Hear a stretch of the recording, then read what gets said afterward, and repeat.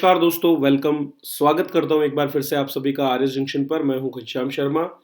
दिनांक 4 दिसंबर 2020 के current affairs. तो जितने भी महत्वपूर्ण करंट अफेयर्स जो राजस्थान, देश और दुनिया के हैं वो हम आपके लिए लेकर आते हैं हर सुबह। और आरपीएससी के जितने भी एग्जाम्स हैं उसमें ये काफ़ी महत्वपूर्ण होने वाले हैं, जैसा कि पिछली कुछ परीक्षाओं में भी हमारे करंट अफेयर्स ने अपने आप को साबित किया है और आगे भी आपको ये मदद करेंगे। लेकिन यहाँ पर दोस्तों आपकी मदद आवश्यक है। आप इन वीडियोस को शेयर करें, ठीक है, लाइक करें और अपने दोस्तों तक इसको पहुंचाने में हमारी मदद करें, क्योंकि सहजीवन जो है हम जी रहे हैं। मैं आप लोगों के लिए करंट अफेयर्स इकट्ठे करता हूं, लेकिन आपके 2 से 4 मिनट जो आप हमारे लिए देते हैं उनसे ये करंट अफेयर्स सभी छात्रों तक पहुंच पाते हैं। तो लाइक और शेयर जरूर करें। चलिए शुरुआत करते हैं आज की हमारी कक्षा की। प्रश्न संख्या 13, निम्नलिखित में से कौन सा एक थाना ऐसा है जिसे गृह मंत्रालय द्वारा वर्ष 2020 के लिए देश का सर्वश्रेष्ठ थाना चुना गया है। तो दोस्तों 2015 के बाद से ही हर साल इस तरह से रिपोर्ट प्रस्तुत की जाती है और देश भर के जो थाने हैं उनको बेहतरीन कार्यों के लिए रैंकिंग प्रदान की जाती है। पीछे उद्देश्य एक ही है कि हमारे जो थाने हैं उनमें प्रतिस्पर्धा का माहौल हो और वो बेहतर सर्विसेज प्रदान कर पाएं। तो इस बार जो है मणिपुर के थौबल जिले में स्थित नोंगपोक सेमकई नामक जो थाना है वो पहले स्थान पर रहा है। तो पहले स्थान पर यह है, दूसरे स्थान पर सालेम का तमिलनाडु का थाना, तीसरे स्थान पर खरसांग अरुणाचल प्रदेश और चौथे स्थान पर झिलमिल थाना जो है ये 4 थाने रहे हैं। चलिए इस पर थोड़ा डिटेल में बात कर लेते हैं। तो मणिपुर का थौबल जिले का नोंगपोक सेकमई थाना पहले स्थान पर रहा है। 2015 में जब पुलिस महानिदेशकों का सम्मेलन आयोजित हुआ उसी दौरान प्रधानमंत्री नरेंद्र मोदी द्वारा फीडबैक के आधार पर पुलिस थानों को ग्रेड देने के लिए कहा गया था। इस साल कुल 16,671 पुलिस थानों में से शीर्ष 10 पुलिस थानों का चयन करना था।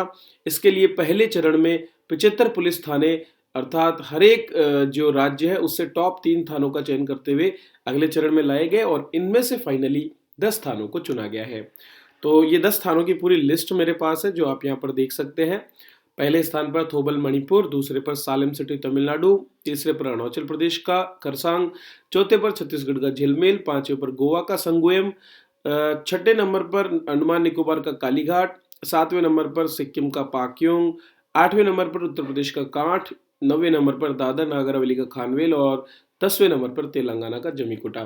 दोस्तों आपको याद होना चाहिए कि 2018 में बीकानेर जो है वहां का कालू थाना देश भर में प्रथम स्थान पर आया था।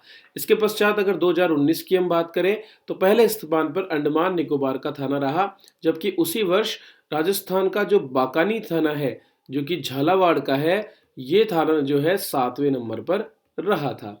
तो इस साल राजस्थान के किसी भी थाने को टॉप 10 में जगह नहीं मिली, लेकिन 2018 और 2019 में हमारे थाने यहाँ पर रैंकिंग में रहे थे। चलिए अगले प्रश्न की ओर बढ़ते हैं। तो लगातार पर्यावरण संरक्षण की बातें बहुत होती है और बहुत से करंट अफेयर्स भी आते हैं। इसी क्रम में लिफिनिटी बायो एनर्जी के सीबीजी संयंत्र का शिलान्यास हाल ही में एक राज्य में किया गया है जो कि प्राइवेट सेक्टर का एक बायो एनर्जी सीबीजी संयंत्र है और ये कर्नाटक में किया गया है। तो कर्नाटक जो है वहां के बागलकोट जिले में लिफिनिटी बायो एनर्जी के सीबीजी संयंत्र का शिलान्यास किया गया। अब मैं आपको बता देना चाहता हूँ ये सीबीजी संयंत्र क्या है।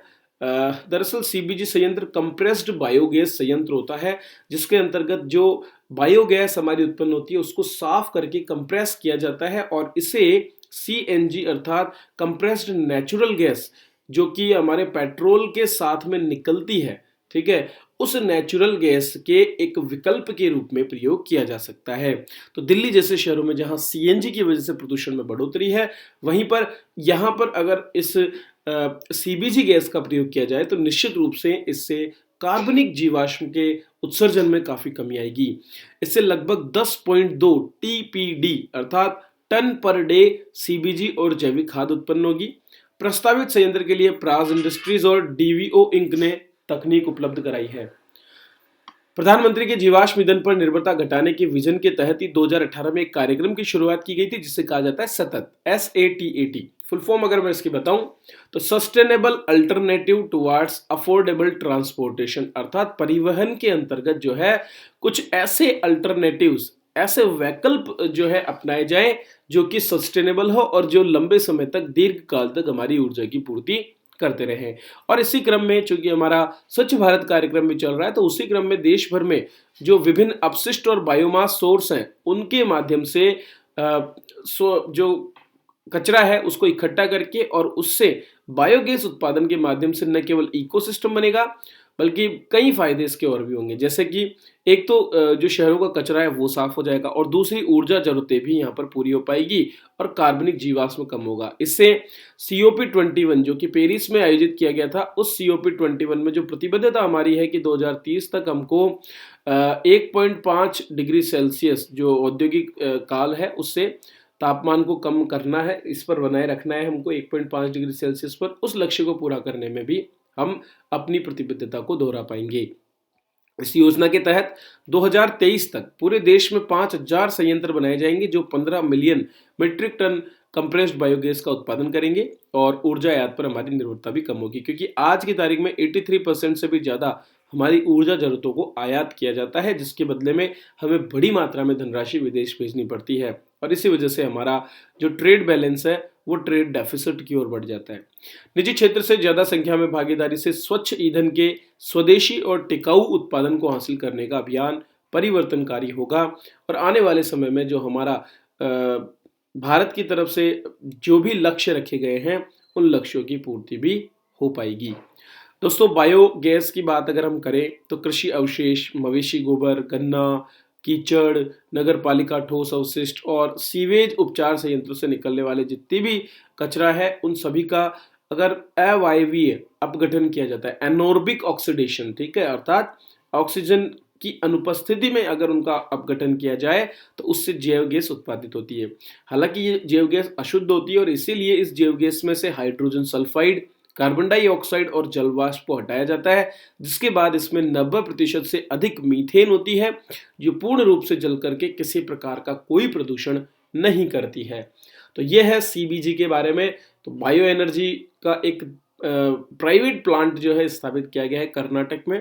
मुझे आपको बताना था इस सतत नामक कार्यक्रम के बारे में जो मैंने आपको बता दिया है, तो आपके मेंस में भी यहाँ से प्रश्न बन सकते हैं। चलिए अगला प्रश्न देखते हैं। स्पोर्ट्स की बात करें तो दिल्ली हाफ मैराथन 2020 जो है उसे आयोजित किया गया हाल ही में रविवार को और इसी क्रम में इसके विजेता रहे अमेदेवर वेलेलेगन पुरुष वर्ग में और यालिम जर्फ येहुवाला महिला वर्ग में, और इन दोनों को ही इथोपिया कंट्री से संबंध इनका है।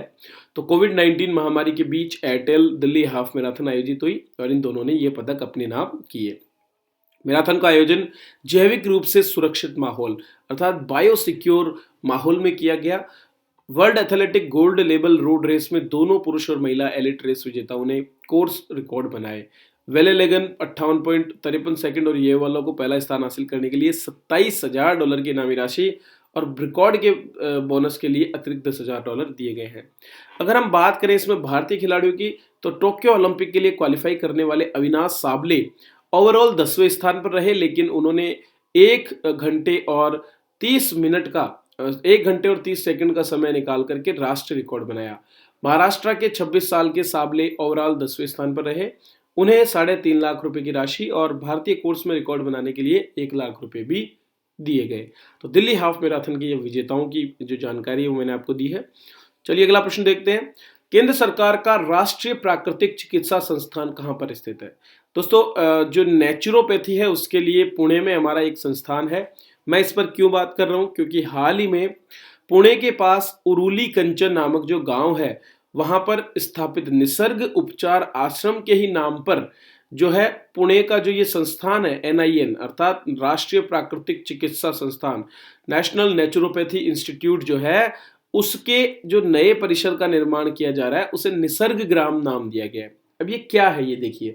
दरअसल 1946 में महात्मा गांधी जी जो हैं उन्होंने एक प्राकृतिक उपचार अभियान चलाया था, जिसके अंतर्गत उन्होंने पुणे में एक संस्थान की स्थापना करवाई थी। उसका नाम था all India nature secure foundation, ठीक है। तो all India nature cure foundation 1945 में गांधी जी के नेतृत्व में स्थापित किया गया और उसके बाद में 1946 में उन्होंने निसर्ग उपचार आश्रम में प्राकृतिक उपचार अभियान, ताकि लोग प्राकृतिक उपचार से जुड़े, प्राकृतिक तरीकों से उपचार के तरीकों को समझें, उसके लिए उन्होंने वहां पर काम शुरू किया था। तो वो जो निसर्ग उपचार आश्रम है उसी के नाम पर अब जो नया परिसर हमारे राष्ट्रीय प्राकृतिक चिकित्सा संस्थान पुणे का स्थापित होगा उसे निसर्ग ग्राम कहा जाएगा। यह नया संस्थान भविष्य के लिए होगा जिसमें परियोजना में और प्राकृतिक उपचार पाठ्यक्रमों के करिकुलम में नवोन्मेषों को शामिल किया जाएगा, क्योंकि अभी हाल ही में कोरोना के काल में भी नेचुरोपैथी का जो प्रभाव है, प्रचलन है, वो भी काफी बड़ा है। एनआईएन पुणे आयुष मंत्रालय के तहत आने वाला एक स्वायत्त निकाय है। दरअसल ये जो all India nature cure foundation था, इसी को बाद में केंद्र सरकार ने अपने अधीन लेकर के राष्ट्रीय प्राकृतिक चिकित्सा संस्थान बना दिया था, तो इसीलिए मैंने इसके बारे में बात की है। चलिए एक और पर्यावरण से जुड़ा प्रश्न देख लेते हैं। पेटा इंडिया, जो कि पेटा नामक संस्थान का ही इंडिया का एक सब्सिडरी है, उसके द्वारा निम्नलिखित में से किसे वर्ष 2020 के लिए पर्सन ऑफ द ईयर चुना गया है?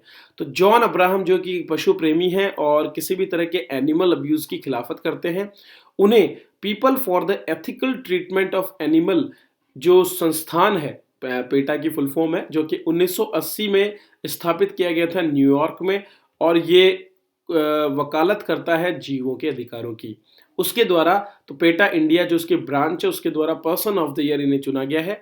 जॉन ने हाल ही में बहुत से ऐसे कार्य किए हैं जो उनके पशु प्रेम को दर्शाते हैं, जैसे कि जॉन ने 2020 में ई रिटेलर क्विकर से आग्रह किया था कि वह जीवित जानवरों का व्यापार करना बंद करे।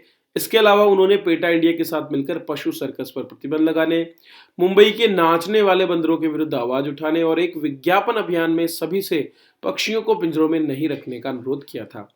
दोस्तों, अब तक कई लोगों को ये पुरस्कार दिया जा चुका है, जिसमें doctor Shashi Tharoor, supreme court के पूर्व justice KS. Panikkar Radhakrishnan, cricketer Virat Kohli, अभिनेत्री अनुष्का शर्मा, सनी लियोनी, सोनम कपूर, कपिल शर्मा, हेमा मालिनी, आर माधवन और जैकलिन फर्नांडिस जैसे लोग सम्मिलित हैं। तो दोस्तों, ये थे करंट अफेयर्स जिन पर मैंने चर्चा की। इनकी पीडीएफ आपके लिए अवेलेबल है हमारी एप्लीकेशन आरएस जंक्शन पर। इसके अलावा बहुत से कोर्सेज आपके विभिन्न एग्जाम्स के लिए भी वहां पर अवेलेबल है।